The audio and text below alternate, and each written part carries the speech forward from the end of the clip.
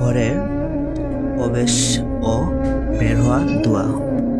ঘরে প্রবেশ ও বের হওয়ার সময় সুন্নাহ অনুযায়ী দোয়া পড়া পরিবারের শান্তি ও শয়তান থেকে নিরাপত্তার কারণ হয়। ঘরে প্রবেশের সময় বিসমিল্লাহি ওয়ালা জনা এবং বের হওয়ার সময় বিসমিল্লাহি তাওকাল্লাতু দোয়াটি পড়তে হয়।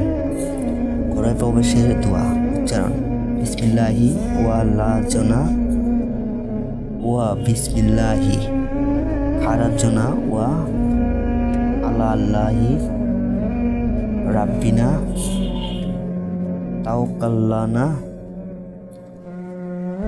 2 যার অর্থ আল্লাহর নামে আমরা প্রবেশ করলাম, আল্লাহর নামেই আমরা বের হলাম এবং আমাদের রব আল্লাহর উপরই আমরা ভরসা করলাম। বিশেষ দুর্গস্থ ঘরে প্রবেশের আগে সালাম দেওয়া উত্তম।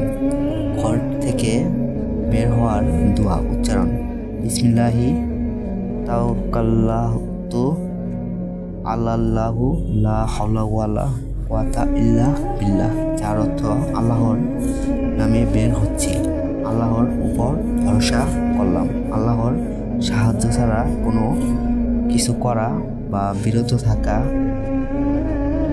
শক্তি নেই।